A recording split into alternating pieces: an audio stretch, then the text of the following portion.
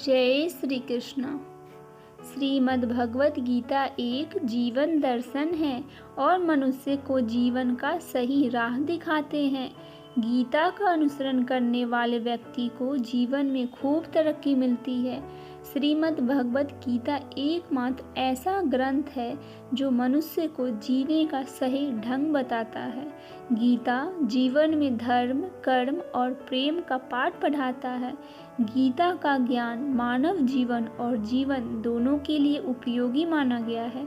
श्रीमद् भगवत गीता में भगवान श्री कृष्ण के उपदेश का वर्णन है जो उन्होंने महाभारत युद्ध के दौरान अर्जुन को दिए थे। गीता में श्री कृष्ण जी ने बताया है कि मनुष्य का भाग किन चीज़ों से तय होता है। आइए सुनते हैं श्रीमद् भगवत गीता में कहा गया अनमोल वचन।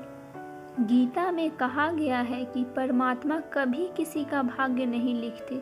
जीवन के हर एक कदम पर हमारी सोच, हमारा व्यवहार और हमारा कर्म ही हमारा भाग्य निर्धारित करता है। श्री कृष्ण जी कहते हैं, अगर मेरा भक्त मौन होकर मेरे विश्वास पर सब सुन रहा है तो याद रखना उसके मौन का और उसके विश्वास का जवाब स्वयं मैं देता हूँ। गीता में वासना, क्रोध और लालच नरक के 3 द्वार माने गए हैं। ये तीनों चीज आत्म विनाशकारी मानी जाती है। श्री कृष्ण जी कहते हैं, न यह शरीर तुम्हारा है न तुम इस शरीर के हो। यह शरीर अग्नि, जल, वायु, पृथ्वी और आकाश से बना है और अंत में इसी में मिल जाएगा, परंतु आत्मा स्थिर है।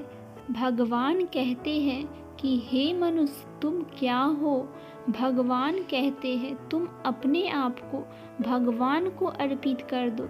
यह सबसे उत्तम सहारा है। जो इसके सहारे को जानता है वह भय, चिंता और शोक से हमेशा के लिए मुक्त हो जाता है।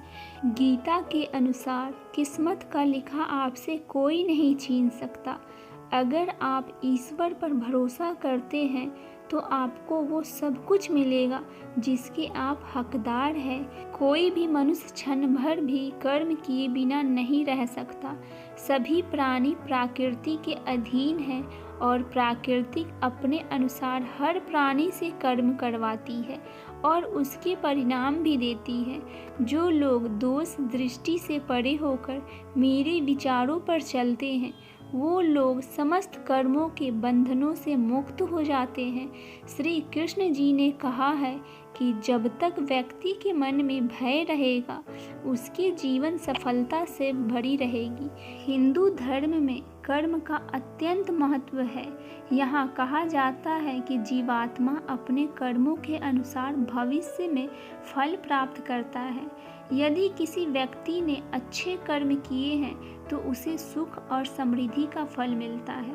वहीं बुरे कर्म करने वाले को दुख और पीड़ा का फल भुगतना पड़ता है। हिंदू धर्म में कर्म को भाग्य माना जाता है। जिसने मन को जीत लिया उसने पहले ही परमात्मा को प्राप्त कर लिया है, क्योंकि उसने शांति प्राप्त कर ली है। ऐसे मनुष्य के लिए सुख, दुख, सर्दी, गर्मी और मान अपमान एक से है। मनुष्य को अपने धर्म का अनुसार कर्म करना चाहिए। जैसे कि विद्यार्थी का धर्म है विद्या प्राप्त करना, सैनिक का धर्म है देश की रक्षा करना। अर्थात जिस मानव का जो कर्तव्य है उसे वह कर्तव्य पूरा करना चाहिए।